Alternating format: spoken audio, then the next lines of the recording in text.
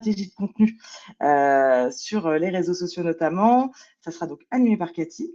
Merci encore Cathy d'être là aujourd'hui et d'avoir disparu, mais elle va revenir.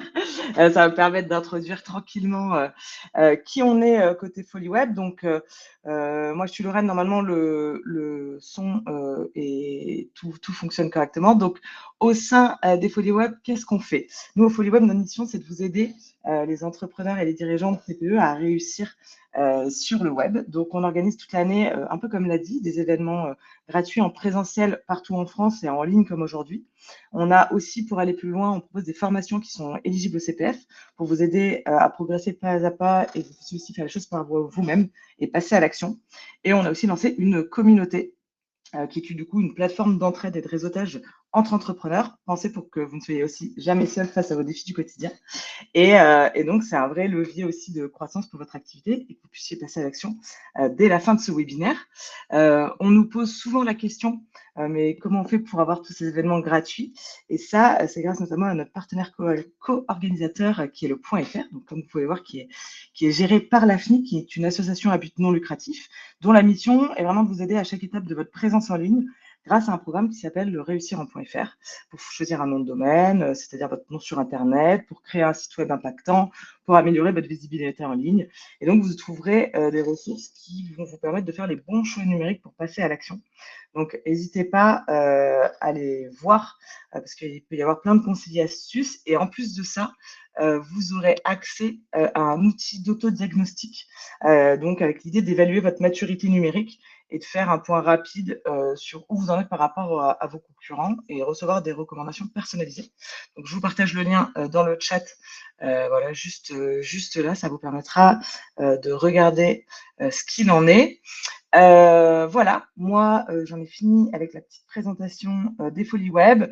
Alors, généralement, on a un onglet questions, donc là, c'est pas le cas, mais si vous avez des questions, n'hésitez pas à quand même vous les noter de côté. On va essayer de les prendre avec Caroline pour pouvoir les poser à la fin à Cathy, on prendra évidemment 10-15 minutes à la fin du webinaire pour qu'on puisse répondre à vos interrogations.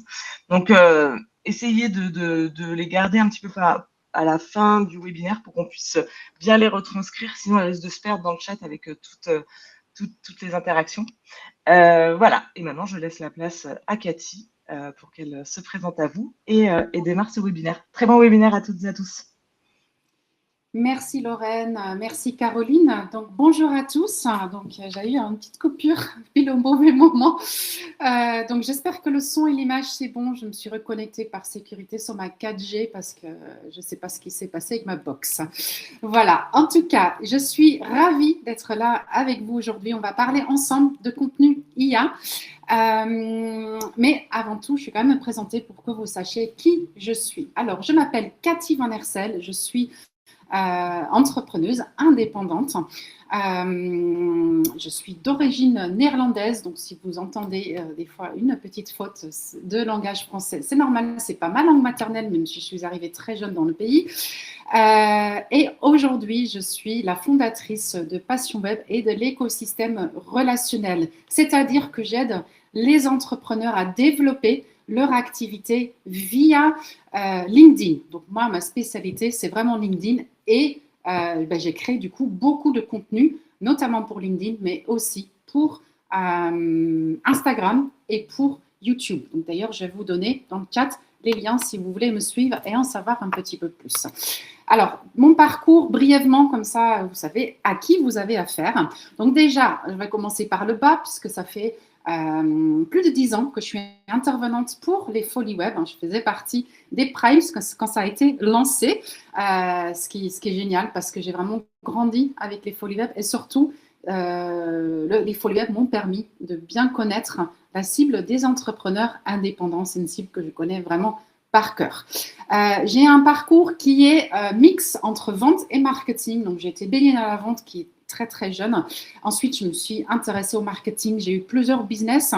J'ai également été directrice d'une start-up. Donc, j'ai fait pas mal d'expériences, on va dire, ce qui fait qu'aujourd'hui, je suis vraiment très heureuse d'être au quotidien avec des entrepreneurs pour développer leur business grâce à LinkedIn. Allez, donc assez parlé de moi. Donc, hop, je poursuis. Je suis juste en train de voir comment ça se passe avec les slides. C'est bon, j'ai compris. Voilà, donc connectons-nous ensemble. Donc, je viens de vous laisser les liens dans le chat. Je le mets une deuxième fois. Donc, n'hésitez pas à me suivre sur les différents canaux. Et allez, on va passer à l'action.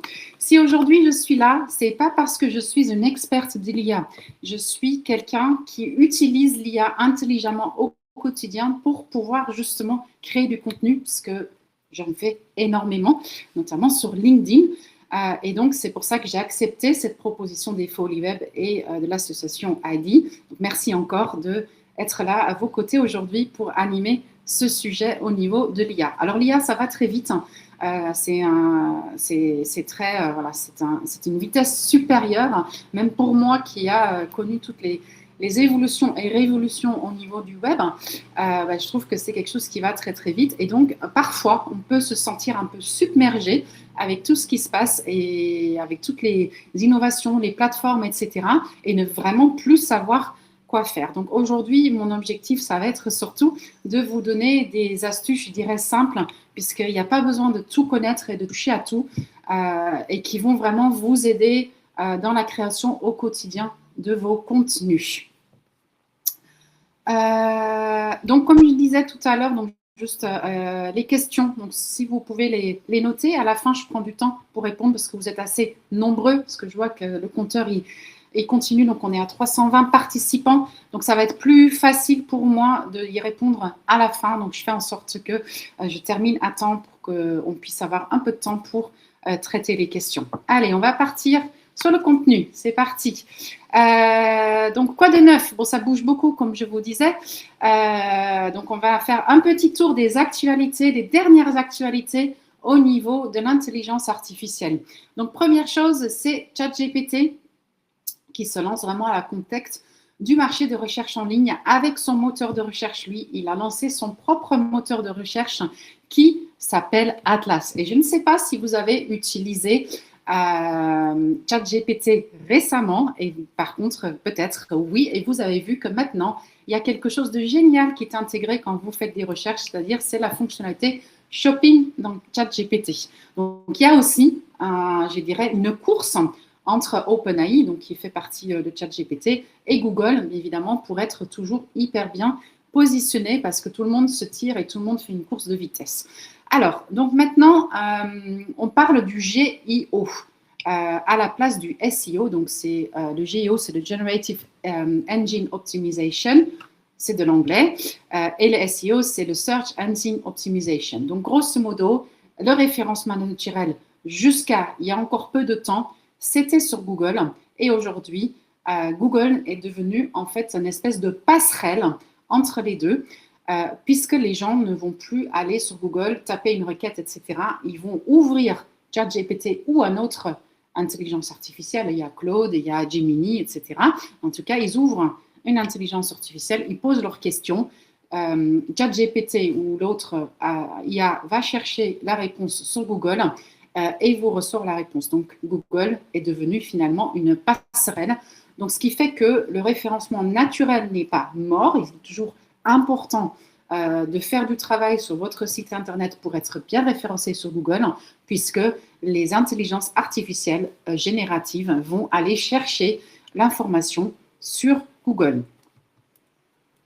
Alors, n'hésitez pas à noter vos questions dans un coin si ce n'est pas complètement clair, et je vous répondrai avec grand plaisir à la fin. Donc, Google, bien évidemment, a tout intérêt de renforcer sa position sur le marché IA. Comme je disais tout à l'heure, donc tout le monde fait un peu la course vers la Lune, on va dire. Et donc, Google s'est vachement bien rattrapé. Moi qui avais testé Gemini au départ, c'était pas ouf au niveau du résultat, mais ça s'est hyper bien rattrapé. Et maintenant, Gemini, donc le moteur l'intelligence artificielle de Google, est intégré à quasiment tous les outils de Google de manière native. Donc, c'est génial. On peut faire plein de choses tout en ayant un outil IA au côté. Donc, ça peut être sur le Drive quand vous l'utilisez au quotidien, sur les slides quand vous allez créer des slides, sur Firebase si vous créez une application, sur le notebook si vous venez prendre des notes, etc., etc. Alors, hop. Alors, il y a également une bataille des outils au niveau de la génération des images. ChatGPT, au départ, c'était pas ouf, on va dire, le résultat au niveau de ces premiers outils d'image. Et ça a énormément évolué. Donc, aujourd'hui, ChatGPT a intégré des nouvelles fonctionnalités de génération et de modification d'images. Et Gemini intègre de manière native aussi Nano Banana.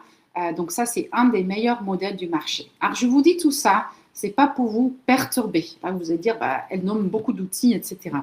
Moi, j'utilise pas tout. Je vous le dis tout de suite. J'utilise ce que moi j'ai trouvé mon fonctionnement. J'utilise un certain nombre de choses. Je n'utilise pas tout. Bien évidemment, je suis et je m'intéresse à tout ce qui se passe, mais ça ne veut pas dire qu'il faut tout utiliser. En tout cas, c'est hyper puissant et il n'y a plus besoin d'être designer aujourd'hui pour pouvoir sortir des très beaux visuels grâce à tous les outils de génération d'images qui existent. Et ça, c'est une très, très bonne nouvelle pour vous qui vous lancez dans une entreprise. Donc, on a parlé des actualités et là, on va parler de contenu. Vous êtes venu là aujourd'hui pour savoir comment vous allez pouvoir vous créer du contenu sur les réseaux sociaux et comment ça peut vous faciliter au quotidien. Donc, je vais vous dévoiler les stratégies qui fonctionnent et aussi les choses qu'il faut éviter parce que, bien évidemment, comme toute chose, il y a des pratiques qui sont bien et des pratiques qui sont absolument à éviter. Alors, donc l'IA, pour moi, c'est un levier. Donc, ce n'est pas une baguette magique. C'est aussi ce que je dis aux personnes que j'accompagne dans mes accompagnements, puisque je crée aussi pour eux-mêmes des GPT, des assistants IA personnalisés, etc. Mais pour moi, c'est un levier. Utilisez toujours votre cerveau parce que sinon, vous allez sortir avec du contenu qui fait vraiment beaucoup trop robotisé. Donc, c'est un levier. Ça va vous permettre de faire du brainstorming. Vous n'avez plus besoin, finalement, d'être confronté à la page blanche. Moi qui a vraiment évolué avec toute la création de contenu, à l'époque, on n'avait rien du tout. Et donc, le phénomène de la page blanche, c'était horrible. On ne savait vraiment pas, des fois, qu'est-ce qu'on allait bien pouvoir poster aujourd'hui sur les réseaux sociaux. Donc, ça, c'est fini. Grâce à l'IA, on peut vraiment brainstormer et avoir des idées géniales de contenu. Ensuite, d'optimisation de texte. Donc, vous avez déjà un texte. L'IA va vous permettre de réécrire un texte, de le réécrire avec votre ton, si vous entraînez bien votre IA, de le traduire si vous êtes sur des marchés multiples, de le corriger si vous êtes peut-être vous faites des fautes en français, c'est génial, vous n'avez plus besoin de le faire grâce à l'IA. Et voilà, l'adaptation du ton, plus que vous avez entraîné votre outil d'IA, plus que ça va être naturel et vous ressembler. L'IA va également vous permettre de vous structurer dans la création de contenu et de mieux vous organiser. Par exemple, grâce à l'IA, vous pouvez imaginer un calendrier éditorial et vous pouvez faire aussi des mises en page par rapport à vos posts. Il suffit de donner les bonnes commandes et l'IA exécute pour vous. Et puis pour finir, bien évidemment, grâce à l'IA, on peut automatiser certaines tâches, donc des tâches qui n'apportent pas forcément de valeur ou des tâches qui vous prennent beaucoup de temps, on va pouvoir automatiser beaucoup de choses. Donc, encore une fois, ça ne remplace ni votre vision, ni votre expertise. C'est vraiment ultra important. Moi, j'ai toujours tendance à dire, si ChatGPT vous dit quelque chose, ne copie-colle pas dans son intégralité, mais réfléchissez avant de vous en servir. Parfois, d'ailleurs, il dit n'importe quoi. Allez, donc, commencez par la stratégie et pas par les outils. Donc, on va prendre un peu de hauteur sur votre futur contenu que vous allez créer sur vos réseaux sociaux et prenez de la hauteur et réfléchissez à la stratégie. Donc là, pour un atelier qui est dédié à l'IA, je vais vous demander plutôt de sortir votre crayon et votre carnet de notes. Et donc, vous pouvez récupérer les slides d'ailleurs normalement en répondant au questionnaire, donc ça va vous faciliter. Et donc sur votre carnet, avec votre stylo, vous pouvez noter vos objectifs. Quels sont les objectifs avec la future création de contenu sur les réseaux sociaux? Est-ce que vous avez des objectifs commerciaux, des objectifs marketing? Vous pouvez les chiffrer. C'est hyper important de chiffrer vos objectifs. Des objectifs vagues, par exemple, je voudrais exploser sur YouTube d'ici la fin de l'année. Enfin, encore ça, c'est des objectifs tangibles parce qu'on dit d'ici la fin de l'année. Mais un objectif du genre, voilà, je veux exploser sur YouTube, ça, c'est pas un objectif. C'est d'ici 6 mois, je voudrais avoir 1000 abonnés sur YouTube. Ça, c'est un objectif qui est concret. Et à partir de là, vous pouvez mettre en place des actions concrètes pour pouvoir atteindre vos objectifs. Ensuite, vos cibles. Donc, c'est très important. La cible, combien de fois je vois encore des personnes qui se disent « Oh là là là, j'ai peur, si je ne parle pas à tout le monde, ben, je vais me fermer des portes. » Oui, mais si vous parlez à tout le monde, au final, personne ne va se reconnaître dans votre message. Donc, il faut bien connaître votre cible, bien identifier votre cible, connaître ses attentes, sa manière de consommer du contenu, très important, parce que ça voudra dire que vous allez vous diriger vers tel ou tel canal. Moi qui est spécialiste de LinkedIn, par exemple, des personnes qui ont un commerce, une boutique dans un centre-ville et qui s'adressent à des particuliers, ce n'est pas des personnes auxquelles je vais conseiller d'aller ouvrir un profil LinkedIn. Il faudrait mieux mettre votre énergie sur Instagram puisque votre cible va consommer plutôt sur Instagram. C'est un exemple. Donc, plus que vous connaissez votre cible, plus que vous allez aussi pouvoir affiner là où vous allez diffuser le contenu, là où votre cible est présente, pour pouvoir aussi préserver votre énergie. Parce qu'on ne peut pas être fort partout. Donc, aller ouvrir un compte sur tous les réseaux sociaux, ce n'est pas le bon conseil que je vous donnerai. Et donc, pour cela, on va le voir juste après, vous pouvez créer un persona marketing. Et justement, on va voir comment on peut utiliser l'IA pour le faire. Ensuite, les types de contenu. Donc, déterminer les piliers, les types de contenu que vous allez produire. Ça aussi, c'est hyper important. Il y a des personnes qui sont très fortes en vidéo. Donc, ça, c'est génial. Ça demande un peu de ressources. Donc, si vous ne savez pas vous servir des outils vidéo, si vous n'êtes pas à l'aise derrière la caméra, ce n'est pas la peine dans votre stratégie de contenu d'utiliser le format vidéo. Vous pouvez peut-être commencer par des formats avec lesquels vous êtes plus à l'aise. Cependant, il faut aussi tenir compte de vous, mais aussi du marché, c'est-à-dire que quel est le type de format de contenu que votre cible aime consommer. Peut-être parfois, il faut trouver des consensus entre les deux. Ensuite, les canaux de diffusion, donc ça j'en ai déjà parlé, donc allez sur les canaux là où votre cible est présente et votre cible consomme le contenu. Très important, ça vous permet de ne pas diluer votre énergie et de vous concentrer. Quand j'ai lancé il y a un an ce business sur LinkedIn, enfin j'ai lancé beaucoup de business, mais là il y a un an je voulais absolument me concentrer sur LinkedIn parce que c'est vraiment mon réseau social fétiche. Donc j'accompagne tous les entrepreneurs qui ont une cible potentielle sur LinkedIn. Eh ben, je me suis concentrée sur LinkedIn. Je n'ai pas été sur Instagram, je n'ai pas été sur YouTube. C'est que très récemment où je me suis lancée à diversifier les canaux d'acquisition, aussi par souci, je dirais, de sécurité, parce que si jamais il arrive quelque chose avec mon compte LinkedIn, bah, potentiellement mon business peut s'écrouler. Mais dans les premiers mois, je me suis concentrée uniquement sur LinkedIn. J'ai mis tous mes efforts dessus pour être visible, pour être trouvée, pour être vue, pour être contactée. Et ça a marché, puisque aujourd'hui, mon business, il fleurit, il roule normalement, etc. Donc, et maintenant, je diversifie, bien évidemment. Donc, c'est vous qui débutez votre activité. C'est vraiment un conseil que je peux vous donner. Vous ne pouvez pas être partout. Donc, concentrez-vous à développer 1 ou 2 canaux. Donc là, les réseaux sociaux, ça peut être de l'emailing, ça c'est bien, parce que ça va vous permettre d'être indépendante aussi des réseaux sociaux. Un emailing, ça veut dire que vous allez vous constituer votre base et votre base vous appartient. Vous avez des adresses mail des personnes qui sont potentiellement intéressées par vos services ou par votre entreprise et donc ça vous appartient. Le site web, la publicité, les articles invités, etc. Mais ne faites pas tout dans un premier temps. Allez, donc j'espère que vous avez pu prendre des notes et avoir pu prendre un peu plus de hauteur sur votre future stratégie.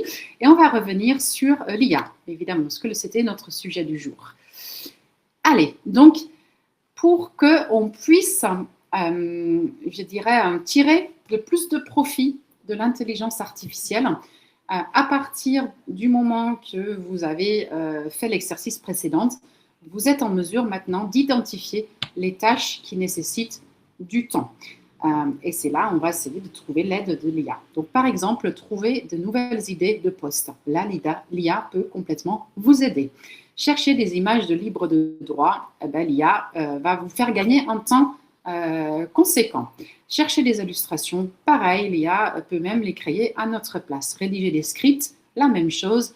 Des vidéos sous-titrées, chapitrées des vidéos, améliorer du contenu, etc., etc.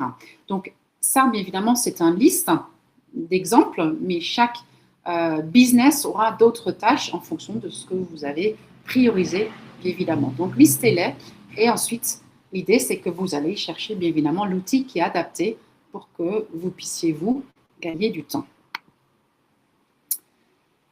Allez, donc, le persona marketing, on y revient un peu dessus parce que c'est hyper important. Plus que vous connaissez votre cible, plus que votre message va être adapté à leurs besoins.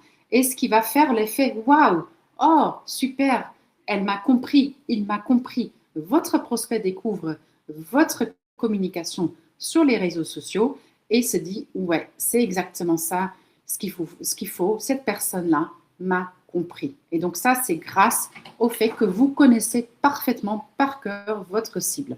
Et donc, ce qu'on appelle dans le jargon le buyer persona ou le persona marketing, c'est un peu identique, c'est un petit peu la même chose. Et donc, vous pouvez le travailler grâce à l'IA, donc avec un bon prompt. Vous allez récupérer les slides. Il y a un prompt ici qui est indiqué, donc peut-être que ce n'est pas lisible sur votre ordinateur, mais en tout cas, c'est marqué. Donc, vous pouvez essayer effectivement de le faire vous aussi pour créer vraiment cette fameuse fiche de buyer persona. C'est en fait un passeport de votre client idéal avec photo, avec les réseaux sociaux, avec son âge, son métier, etc., ses contraintes, ses peurs, ses objectifs, etc. Et ça va vraiment vous aider à construire ensuite votre stratégie de contenu. Et puis, maintenant, on va choisir les outils adaptés à vos besoins. Voilà, les outils généralistes. Alors, rassurez-vous, moi, je ne les utilise pas tous. Évidemment, je les connais, mais je n'ai vraiment pas vocation à tout maîtriser parce que oui, moi, je préfère du coup de me concentrer sur quelques outils, de bien les maîtriser, de les maîtriser jusqu'au bout, que d'aller me diversifier, m'éparpiller entre tous les outils qui existent aujourd'hui sur le marché. Donc, les généralistes, ça va vous permettre de faire un peu de tout. Donc, notamment, il y a ChatGPT, il y a Claude, il y a Gemini, c'est comme les plus connus. Il y a Mistral qui est l'équivalent français. Et il y a bien évidemment Perplexity pour la recherche en ligne. Alors, personnellement, je ne vais pas vous cacher, j'utilise ChatGPT et Claude. Voilà, c'est tout. Je combine les deux. Sur les deux, j'ai de très bons résultats. Ensuite, pour tout ce qui est génération d'images ou création d'images. Donc, il y a plusieurs possibilités, notamment donc Midjourney, Adobe, Canva, Dali, Leonardo, etc. Pas besoin à nouveau de tout connaître et de tout maîtriser. Choisissez ceux avec lesquels vous êtes le plus à l'aise.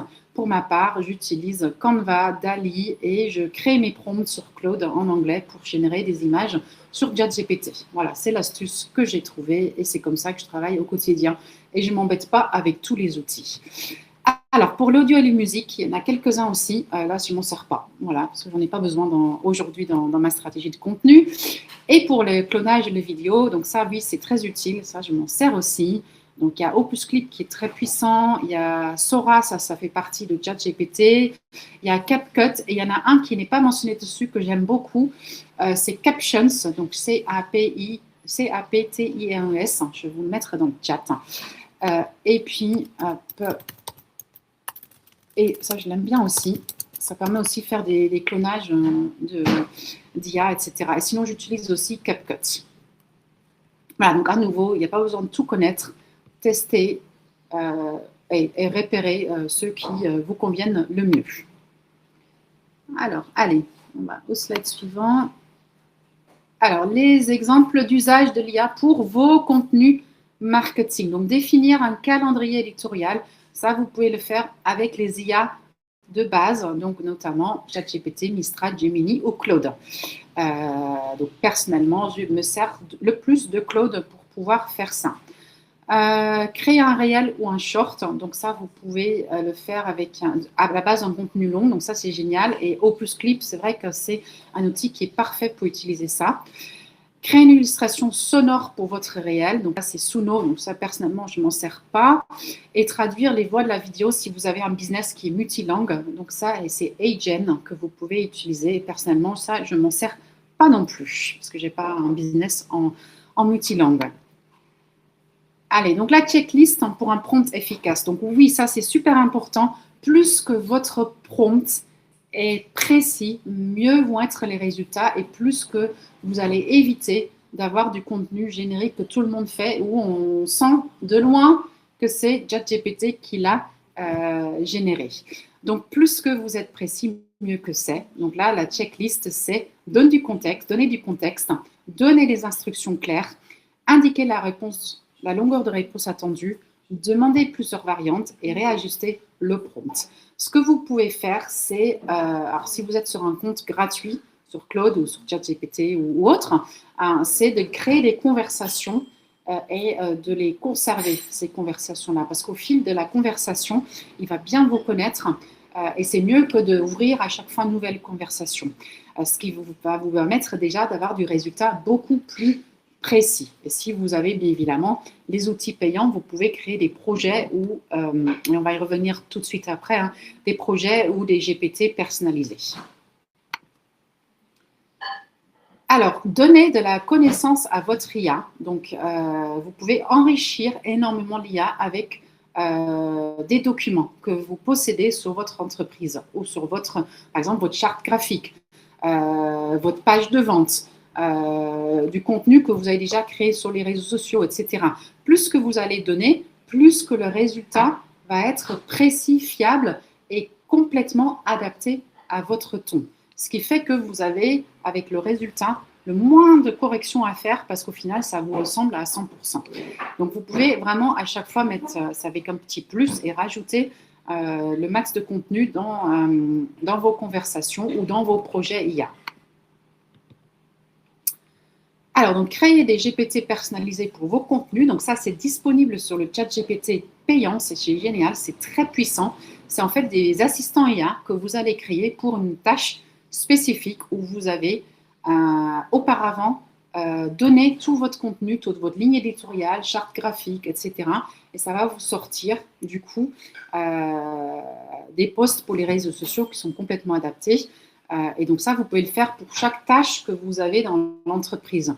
Donc ça peut être sur la ligne éditoriale, ça peut être sur le fiche personnel, le calendrier, les modèles de publication, etc. Enfin, moi, j'ai des GPT un peu pour tout, mais à chaque fois qui ont été super bien renseignés. J'en ai aussi sur Claude avec des projets, ce qui fait que je gagne un temps fou au quotidien avec toutes les tâches que j'ai à faire.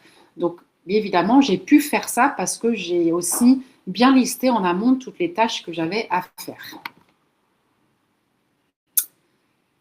Alors, donc, ne vous limitez pas forcément à la génération de tests. Ça, c'est vraiment l'utilisation de base de ChatGPT. Mais comme c'est hyper puissant, vous pouvez carrément remplacer des salariés grâce à l'IA aujourd'hui. Donc, adaptez vraiment l'usage de l'IA à vos besoins et votre secteur d'activité. Explorez et trouvez vraiment la richesse.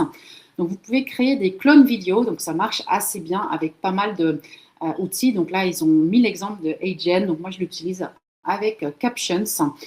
Donc, vous avez une vidéo où vous êtes bien présenté, etc. Il va enregistrer aussi votre voix. Ensuite, vous faites un script et vous générez du coup une nouvelle vidéo. Donc, ça fait gagner un temps fou. Donc ça, c'est génial déjà. Ensuite, la génération de slides, ça c'est super. Donc là, l'exemple ici, c'est Gamma. Moi, je ne me sers pas de Gamma. Je trouve que c'est moins précis. Moi, ce que je fais pour les slides, donc là, je viens de faire un bootcamp. Donc, toutes les slides ont été générées avec Claude. Donc, Claude, il m'a fait des prompts que j'ai importés en Canva et que j'ai mis ensuite avec Canva AI, donc l'IA de Canva. Les prompts, je les ai importés et ça m'a généré toutes les slides d'un coup. C'était fantastique. Donc d'abord, bien évidemment, j'ai mis tout mon ADN, tout ce que je voulais partager durant ce bootcamp dans Claude. Et quand on avait fini tout ce travail-là avec Claude, quand j'ai tout validé, c'est là il m'a généré les prompts que j'ai utilisés ensuite avec Canva IA. Par contre, je pense qu'il faut le Canva payant pour pouvoir faire ça. Sinon, Gamma, c'est très bien pour dicter aussi, mais me semble-t-il aussi qu'il faut la version payante. Et pour la traduction, si vous avez un business qui est multilingue, utilisez A11 Labs, ça peut être très, très efficace. Allez, je regarde le temps pour être toujours dans les temps. C'est bon, je ne suis pas trop mal, je crois. Donc, après tout ça, donc, pensez vraiment à l'automatisation de certaines tâches.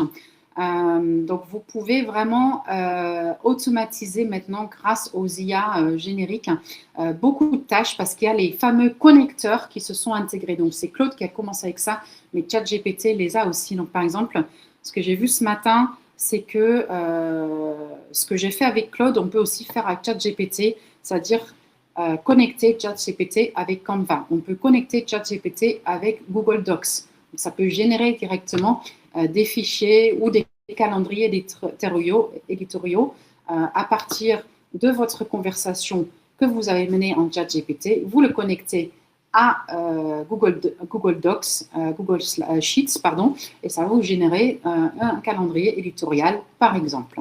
Donc, il y a plein de possibilités et c'est accessible vraiment au grand public et à tout le monde. Il n'y a pas besoin d'être un geek pour pouvoir mettre en place ce genre d'automatisation. Alors maintenant, on va passer aux erreurs à éviter. Qu'est-ce qu'il ne faut pas faire avec l'IA?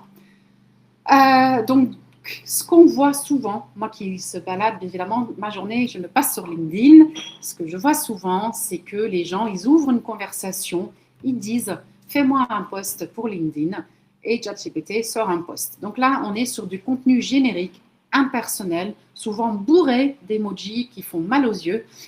Ça se voit de loin et c'est justement ce qu'on veut absolument éviter. Donc, mon conseil, c'est vraiment, soit si vous êtes en gratuit, faites une conversation que vous poussez à bout avec plein de choses à vous que vous intégrez pour pouvoir avoir un résultat beaucoup plus précis et prenez de la hauteur sur tout ce qui sort. Apportez votre touche humaine, votre touche personnelle avant de valider un post. Donc, le syndrome de trop l'IA, tous les contenus se ressemblent, absence de différenciation. Donc ça, c'est aussi un phénomène que je constate sur LinkedIn. Ça m'arrive parfois d'avoir 2 fois quasiment le même commentaire sur mon post LinkedIn parce que les gens, ils utilisent tous les mêmes prompts, je pense. Et donc, voilà, ça me fait rire, bien évidemment, mais c'est à éviter, ça donne une mauvaise image de vous aussi. Donc, encore une fois, entraînez votre IA pour vraiment qu'il soit un clone de vous et qu'il vous sort du contenu, des commentaires, enfin, tout ce que vous voulez, mais de manière personnalisée. Et faites très attention pour votre site internet, si vous l'alimentez avec du contenu généré par l'IA, mais de manière basique, comme on vient d'évoquer, là, ça va être pénalisé, parce que Google, si nous, on le voit déjà en tant qu'humain, vous imaginez bien que Google, lui, il a des radars partout pour identifier du contenu de mauvaise qualité, et là, vous allez au contraire vous faire pénaliser, alors que votre démarche à la base, c'était être mieux référencé sur Google. Voilà, donc du contenu personnalisé, du storytelling humain.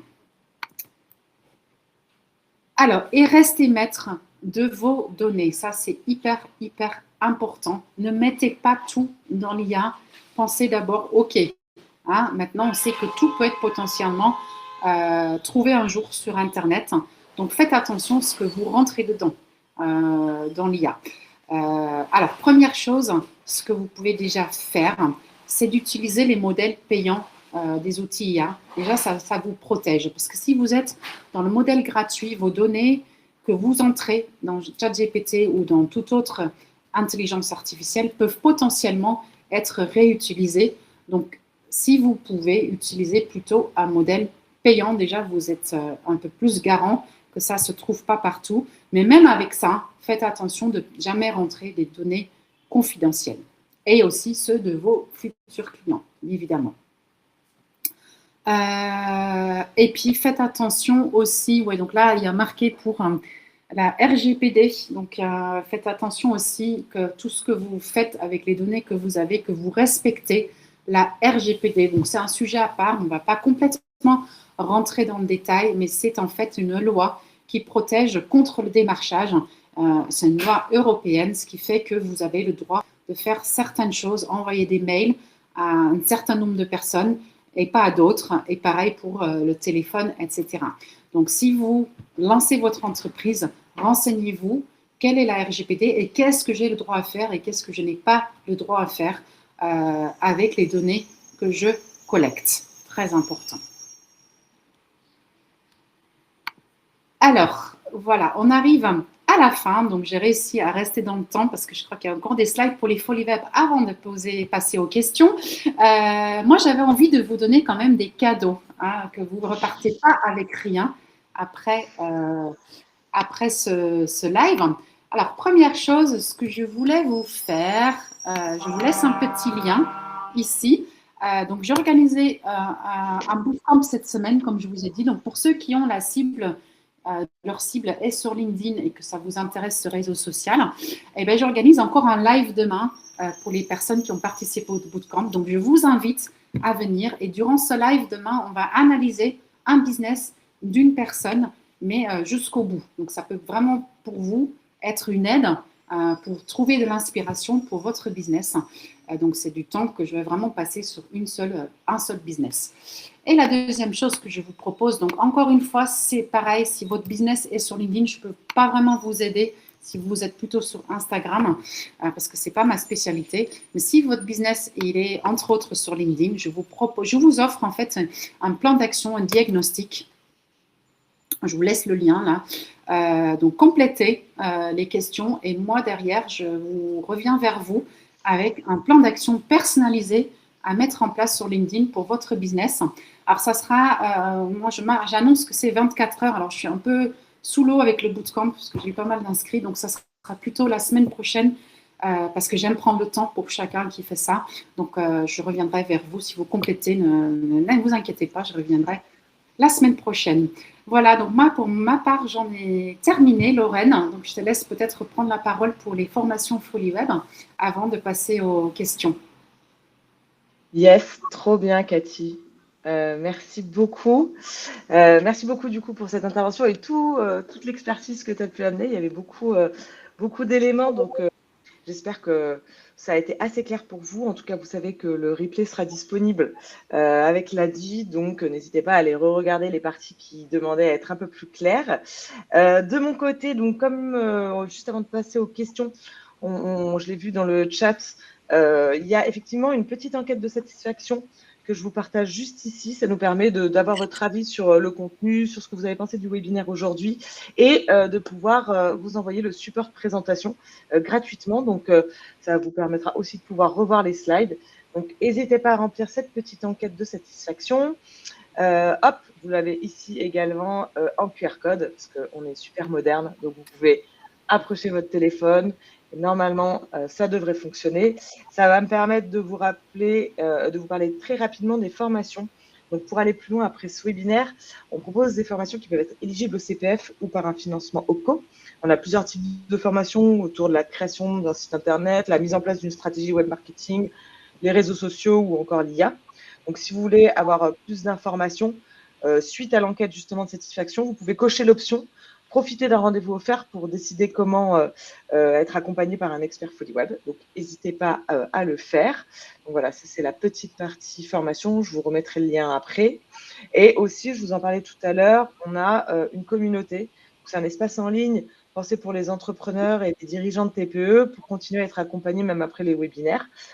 Donc, vous pouvez vous inscrire gratuitement à cette communauté. Et dans la version gratuite, vous avez des bons plans, des modèles, un espace d'échange avec les autres membres de la communauté et des ressources concrètes pour avancer au quotidien. Et ceux qui souhaitent aller plus loin, il y a une version également premium avec des lives exclusifs, les replays, un annuaire des membres et une hotline pour poser vos questions. Donc, n'hésitez pas à aller y faire un tour. Et en parlant de questions, il est temps de traiter les questions. Donc, il y en a eu quelques-unes. C'est super parce qu'il y a effectivement un lien question. Donc, c'est quand même beaucoup plus simple pour pouvoir les voir. Et puis, j'ai vu que vous aviez bien compris le petit enjeu de mettre des pouces. Ça nous permet quand même, voilà, vous êtes plus de 300 aujourd'hui. Donc, ça permet quand même de voir quelles sont les questions les plus importantes à traiter. Donc, on a 10-15 minutes pour s'en parler. Alors, je vais les prendre un petit peu par ordre, on va dire, de préférence ou d'appétence par rapport aux personnes qui ont mis des pouces, du coup. Ouais. Donc, on avait une question que j'avais vue, que je Tu vais as reprendre. la possibilité de les copier-coller ou pas? J'ai les possibilités même de les publier normalement. Hop, Ah, génial, parce que ça va être plus magnifique. facile pour moi que de l'écouter. Voilà. Ouais, non, j'ai cette Ah, option-là aussi, donc c'est génial, c'est oui, très clair. Mammouth, je dirais, c'est un hub. Écoutez, je l'utilise pas, Corinne, comme ça. Encore une fois, il y a tellement de possibilités aujourd'hui qu'il faut aussi savoir prendre et savoir laisser de côté parce que sinon on devient fou. Mais c'est vrai que ça peut être intéressant de tester. En effet, pour l'instant, j'en ai pas l'utilité, en fait. Ouais, tu l'utilises pas toi au quotidien. Mm. Hop, alors, ok, donc ça, Mammouth. Alors, hop, pardon, parce qu'en même temps, les gens posent des questions, donc j'essaye de revenir. Ah oui, on a une question de Louise qui demande si tu as pris des comptes payants. Ah oui, oui, déjà, effectivement, comme j'expliquais à la fin, le problème, c'est aussi les données. Donc oui, j'ai en général quand même des comptes payants. J'ai ChatGPT payant, Claude payant, j'ai Captions qui est payant, Canva qui est payant. Mais oui, je comprends que ça fait beaucoup quand on démarre aussi. Donc après, à voir, c'est vrai que peut-être juste prendre une seule IA générative. Il y en a un, Cathy, que tu conseillerais, enfin que tu privilégierais si tu dis il faut payer quelque chose aujourd'hui. Ouais, je sais pas, j'hésiterais quand même entre Claude et ChatGPT. Parce que ChatGPT, c'est les GPT, c'est quand même puissant, mais je crois quand même que je pencherais pour Claude, vraiment. Le prix est le même, donc je trouve que c'est un peu plus puissant et surtout la qualité, le résultat, pour moi, c'est beaucoup plus naturel sur Claude. Donc, si j'en ai vraiment un à conseiller. Après, le problème de Claude, c'est que même en version payante, on se retrouve souvent bloqué. Alors qu'en ChatGPT en version payante, je ne me trouve jamais bloqué. Voilà. Tu parlais RGPD tout à l'heure et il y a quelqu'un qui demande du coup comment sont protégées les données que nous mettons, tu sais, pour nourrir le prompt de l'IA. Là, est-ce que tu le sais parce que je pose la question? Non, de mon côté non, mais je pense que ce n'est pas tant protégé que ça. Donc il faut savoir aussi bien sur ce que vous avez. De toute façon, c'est comme tout ce qui est lié aux environnements web. Là aujourd'hui, la protection des données et tout ce qui est attenant à la souveraineté numérique, c'est assez fluffy. C'est quand même, il y a des barrières assez floues. Donc moi, je vous conseille quand même de jamais mettre de choses d'ordre trop privé. Faut garder en tête que c'est sur le cloud, que c'est sur des interfaces Internet, que c'est comme tout ce qui touche aux réseaux sociaux, à Instagram, à Facebook, etc. Aujourd'hui, même si on vend une protection de données certaine, ça reste sur le cloud, ça reste des choses qui peuvent être accessibles un jour ou l'autre. Donc, tout ce qui est les données d'ordre financier, les choses de l'ordre du privé, des adresses mail, évidemment rien sur les comptes bancaires, ce genre de choses, etc. Moi, je conseillerais de les garder de l'ordre privé et de mettre que les choses que vous êtes prêt à partager aussi bien avec un client, un prospect, un partenaire, etc. Ne pas être gêné je suis d'accord. En fait, si tu veux, on sait que c'est dangereux. Moi, je ne suis pas, en fait, je ne sais pas exactement comment c'est protégé ou pas, mais je sais que c'est dangereux. Et ce que je fais, c'est du bon sens, tout simplement. C'est de ne jamais mettre des choses. Donc, c'est vraiment quelque chose que j'ai adopté en fait naturellement. Et ça fait longtemps que je suis aussi dans le web. Jamais mettre des choses confidentielles. Mais alors, comment c'est protégé exactement, je saurais le dire, et je pense que ça peut ne pas être.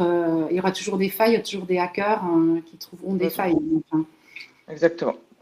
Alors, question un peu plus sur l'IA et comment on l'utilise. On dit qu'il y a une personne, Edith, du coup, qui nous dit que parfois, même quand on étoffe un peu son discours, l'IA modifie pas forcément la création. Est-ce que tu as une astuce là-dessus? je l'engueule. Idéal. Se fâcher tout rouge, quoi. Je me fâche des fois, oui. C'est que on est. Alors, ChatGPT, parfois, j'avoue qu'il part en cacahuète. C'est moins ça avec Claude, mais ChatGPT, des fois, même si je râle, je me dis, mais c'est quoi et qu'est-ce qu'il a aujourd'hui ça arrive qu'il part en cacahuète. Alors, je ne sais pas pourquoi. Peut-être que repartir sur une nouvelle conversation, etc. Peut-être qu'il a repris des anciennes choses. Mais c'est vrai que moi, ça m'arrive aussi. Et ça, je l'ai moins avec Claude. ChatGPT, des fois, il part en cacahuète. Ouais. Pareil, attention sur Claude. Moi, ça m'est déjà arrivé que Claude me sorte un argumentaire avec des données complètement fausses. Je lui ai demandé de spécifier d'où il tirait tel ou tel élément et il m'a dit je les ai inventés. Donc attention aussi, je veux dire, ça reste, c'est pas un cerveau humain. Voilà. Je suis persuadée que, c'est clair, même ils inventent. Les personnes que j'accompagne, par exemple, je leur demande souvent de s'en servir aussi pour faire des études de marché, mais je mets toujours en garde par rapport, parce que là, si vous allez chercher, travailler sur votre cible, sur votre marché, etc., demandez toujours les sources et cliquez pour voir ce que ça donne dans les sources. C'est vraiment formidable, mais il faut se méfier parce qu'ils sont capables d'inventer des chiffres. Ça, c'est clair et net, je l'ai déjà vu. Voilà, ouais, exactement. Donc, ça remplacera jamais, ça remplacera jamais le cerveau humain. Autre question, une personne qui nous demande que par rapport à la longueur, plus peut-être qu'on spécifie, et moins c'est pertinent. Vaut mieux être concret et court. Plus la voix sont longue, moins les perd en pertinence. On donne d'éléments. Ça dépend en fait. Ouais. Ça dépend. De toute manière, au bout d'un moment, ça bloque, que ce soit sur Claude ou sur ChatGPT. Donc, je sais pas. Pour moi, c'est pas si évident que ça. Moi, tout ce que je constate, c'est que ça bloque. À un moment donné, ça peut mettre trop de. Faut peut-être faire par étapes, quoi. Est-ce que c'est utile d'écrire en anglais? Oui, alors très bonne question. J'adore cette question. Oui, j'utilise. En fait, par exemple, pour générer des images, j'utilise systématiquement l'anglais. Il n'y a pas besoin d'être diplômé de l'université de Cardiff ou peu importe, Oxford. Je demande du coup, en fait, à Claude de me générer des prompts en anglais pour générer les images sur ChatGPT. Et le résultat n'est pas le même que quand on le fait en français. Les gens sont aujourd'hui quand même beaucoup plus à l'aise. C'était la première langue, c'est commencé à sortir en anglais. Et le retard, c'est pas rattrapé. Donc ça, je le confirme en tout cas, Aurélie. Ok, trop bien, merci Cathy. Quelqu'un qui nous demande, c'est quoi le clonage de vidéo? Ça veut dire qu'en fait, tu fais une vidéo où tu parles, donc pour présenter, je sais pas, quelque chose, tu fais un réel, tu l'importes, l'outil le travail. Tu importes un nouveau script pour une nouvelle vidéo. Donc, tu parles de ce sort de vidéo, tu parles de tel sujet. Tu importes un script sur un autre sujet. Tu vas enregistrer ta voix et la vidéo va ensuite te régénérer une nouvelle vidéo avec ta voix, ton nouveau script et la vidéo précédente. Donc, ça te fait gagner un temps fou. Ok, trop bien, merci Cathy. Quelqu'un, alors là, on va parler sujet un petit peu automatisation. Est-ce que tu as des outils à conseiller? Au niveau de l'automatisation, c'est des automations. Moi, je suis pas une experte. Moi, j'utilise vraiment des bases avec Zapier, avec Make, qui font que si l'automatisation n'existe pas de manière native, c'est-à-dire qu'il y a un connecteur, par exemple, avec l'IA, etc., ben, j'utilise tout simplement le pont. Et Make, Zapier, ce sont des ponts qui vont connecter deux outils qui ne sont pas connectés nativement ensemble et qui, eux, c'est le pont entre les deux. Donc, ils vont se connecter avec l'un de côté, avec l'autre de l'autre côté, et ça vous permet d'automatiser, du coup, certains process. Voilà, c'est uniquement comme ça que je m'en sers. Je ne suis pas experte du tout de l'automatisation. Ok. Est-ce que tu conseilles de faire des prompts avec Canva IA? Moi, je l'ai fait d'abord avec un IA génératif, donc en l'occurrence Claude, et ensuite je les mets sur Canva IA. Je n'ai pas essayé directement de faire sur Canva IA, et je l'utilise aussi en anglais. Je fais en 2 fois. Ouais, je le fais en 2 fois parce que, en fait, j'ai vraiment besoin, quand quelque chose sort, quand une création ressort sur Canva, ben, que c'est moi qui l'a créé. Et c'est pour ça que j'ai besoin de faire ce travail de recul en amont avec Claude ou avec ChatGPT, peu importe, mais de faire ce travail en recul. Sinon, j'ai l'impression que, par exemple, Gamma, quand je l'ai essayé, j'avais plutôt l'impression que les slides, ça ne me correspondait pas. C'était pas moi, c'était pas complètement moi. Donc, le faire en 2 étapes, ça me permet, Claude qui me connaît par cœur, parce que j'ai mon projet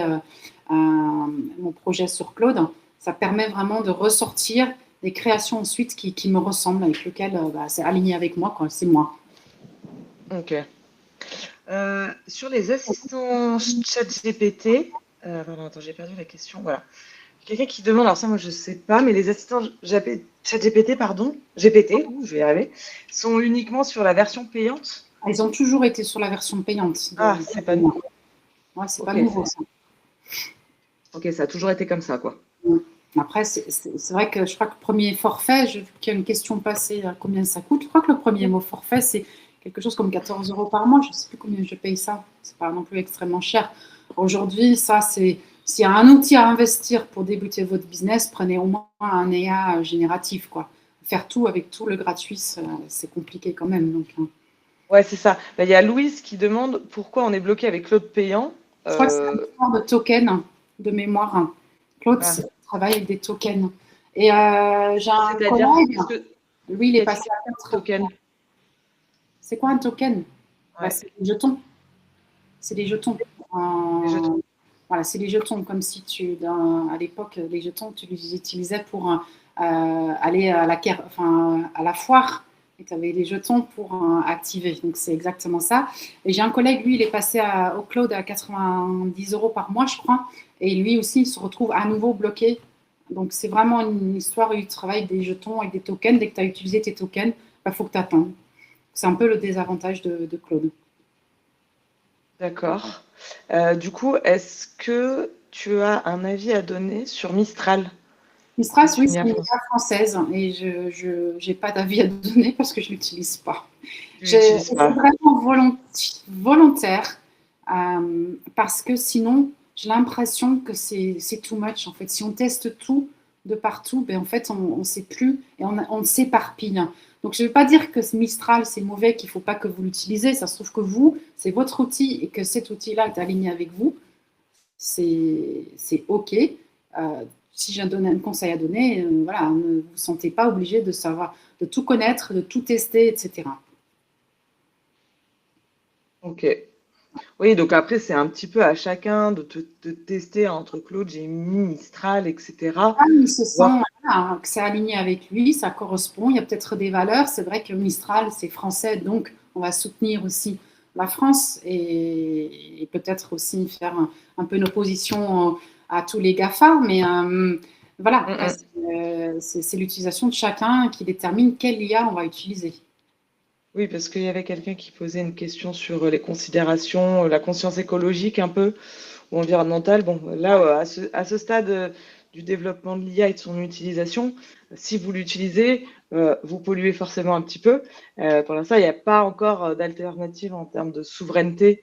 Enfin, tu me coupes, hein, Cathy, si, Complètement si... d'accord. Oui, oui, c'est clair. Voilà. Après, si tu as, par rapport à la conscience écologique, c'est vrai que pour tout et n'importe quoi, maintenant, on fait des requêtes à ChatGPT. qu'au final, Ouais. des choses que dans le temps, on utilisait notre cerveau et ça polluait pas, ben, si on a une conscience écologique, peut-être pas l'utiliser à outrance pour tout et n'importe quoi, parce qu'à chaque fois, on envoie bien évidemment une requête dans un data center et lui, il utilise de l'électricité et de l'eau pour traiter cette requête. Donc, Exactement, hein, ce qui va être un peu le mal de notre siècle, hein, avec le développement à outrance du numérique, de son utilisation, des data centers et de leur création, comme tu en parles. L'idée, c'est effectivement, aujourd'hui, il y a des moteurs de recherche qui sont avec des ancrages beaucoup plus local, territorial, etc. Donc, vous pouvez déjà changer le moteur de recherche plutôt que c'est par Google, Google Chrome, etc., ou Safari, ou ce genre de choses. Il y a des alternatives, comme le disait Cathy, sur l'intelligence artificielle aussi, en soutenant pas forcément les GAFA, etc., mais en passant par du français, ça permet aussi d'œuvrer à son échelle. Voilà, mais aujourd'hui, on s'est bien rendu compte que même l'envoi d'emails pollue. Donc, voilà, à vous aussi d'adapter votre activité, votre utilisation de ces nouveaux outils pour que ça soit aligné avec vos valeurs et les causes que vous défendez. oui, et après, on ne peut pas non plus s'en passer parce que ça veut dire que c'est les concurrents qui nous rattrapent. C'est évident. Donc, s'en passer complètement, d'être anti-IA avec aujourd'hui en tant qu'entrepreneur, moi, ça me paraît impossible. En fait, c'est se tuer avant même de démarrer, quoi. Complètement. Complètement. Alors, il y a eu plusieurs questions qui ont été posées un peu sur les réseaux à privilégier en fonction de votre business. Alors, c'est un peu large hein, comme question, parce que derrière le business, on peut tout mettre. Hein. Si vous avez, j'ai vu des personnes qui ont des activités artisanales, certains vont être libéraux, d'autres vont avoir des activités commerciales. Il y a beaucoup une question de cible. Hein. Tu parlais tout à l'heure d'études de marché. Donc, est-ce que tu peux donner 2-3 conseils un petit peu généraux là-dessus? Parce que j'ai une autre question de comment savoir sur quels réseaux sociaux ma cible consomme. Donc, l'étude de marché, ce genre de choses peut peut-être amener à répondre à ces questions-là. L'IA est un formidable allié, déjà. Exactement. Et tu peux demander, enfin, vous pouvez demander à l'IA, justement, de dire combien d'utilisateurs de votre cible sont sur TikTok, sur Instagram, etc. Lui sortir, alors, lui demander les vraies sources, hein, pour pas qu'il invente un truc bidon. Et en fonction de ça, vous pouvez évaluer le meilleur réseau social là où vous pouvez capter le plus possible votre cible. Après, il faut que, enfin, moi, j'ai toujours tendance à construire des choses avec les personnes que j'accompagne qui sont aussi alignées. Exemple, si vous devez choisir, alors c'est juste ma propre, ça c'est mon exemple à moi. Si j'aurais à choisir un jour entre Instagram et TikTok, TikTok, j'aime pas du tout. J'aime pas ce réseau social, je me retrouve pas, j'y arrive pas. Donc, dans ce cas-là, tu vois, je trouve aussi que c'est important qu'on choisit. Donc, si nos cibles, quelque part, sont sur les deux, sachant qu'on ne peut pas être partout parce qu'on va diluer notre énergie. Donc, si on veut avoir du résultat, il vaut mieux être à fond sur un réseau social que de se diversifier. Et dans ce cas-là, peut-être privilégier le réseau social avec lequel vous avez le plus d'amitié, le plus d'affinité, où vous êtes le plus à l'aise. Carrément. Et voilà. Non, après, voilà, le B2C, globalement, c'est plutôt Meta, donc Facebook, Instagram, TikTok, etc. Le B2B, c'est bien évidemment plutôt X, LinkedIn, etc. Et après, des réseaux sociaux qui sont mixtes, Instagram, YouTube, ça peut être mixte, mais même LinkedIn peut être potentiellement mixte, puisqu'on peut aussi cibler du B2C sur LinkedIn. Donc après, ça c'est à voir. Exactement. Alors déjà, vous avez des études, hein, il y a quand même déjà, enfin, pour compléter ce que tu dis, Cathy, il y a beaucoup de choses qui existent déjà sur Facebook, Instagram, TikTok, etc. Elles n'ont pas la même utilité. Hein. Instagram aujourd'hui est quelque chose de très visuel. Donc, si vous avez une activité où vous avez des choses à montrer, je ne sais pas, vous faites des gâteaux, évidemment que là, vous allez pouvoir mettre en image, faire des choses beaucoup plus utiles. Et après, sur la cible, n'oubliez pas que c'est vous l'entrepreneur, c'est vous le dirigeant. Aujourd'hui, vous créez un produit ou un service et vous le créez pour répondre à un besoin. Donc, le besoin, il est censé répondre à qui, pourquoi, etc. C'est à vous aussi de définir ces angles-là pour pouvoir après utiliser les outils qui sont mis en place comme l'IA, comme ce que disait Cathy, pour aller spécifier et construire votre argumentaire, etc. Mais la base, l'origine aussi de la réflexion doit venir de vous. L'étude de marché est un exercice hyper important pour justement structurer cette partie-là et commencer à définir qui va consommer votre produit ou votre service, les tranches d'âge, s'il y a un genre, etc., et mettre toutes ces briques-là derrière. Et je chope juste une question qui je viens de passer, mais ça dernière d'ailleurs, défile. Cathy. Ouais, elle est intéressante parce que, en fait, sur Facebook, ce qui est super puissant, ne pas sous-estimer la puissance des groupes sur Facebook. En soi, la portée, c'est catastrophique. Donc, moi, je fais un duplicata, hein, je ne m'embête pas. En revanche, les groupes peuvent être ultra puissants sur Facebook. À l'intérieur des groupes, vous pouvez, par exemple, avoir un groupe sur, je ne sais pas, alors, si vous faites du coaching pour les parents et les ados, supposons ça, il y a des groupes qui existent, parents d'ados, par exemple. Donc là, en fait, vous avez un vivier de prospects à l'intérieur d'un groupe. Donc ça, Facebook est vraiment intéressant pour ça, pas forcément pour mettre un post, parce que je crois que personne ne voit les posts qu'on publie, je suis d'accord. Mais par contre, les groupes, c'est vraiment intéressant. Et après, c'est la publicité.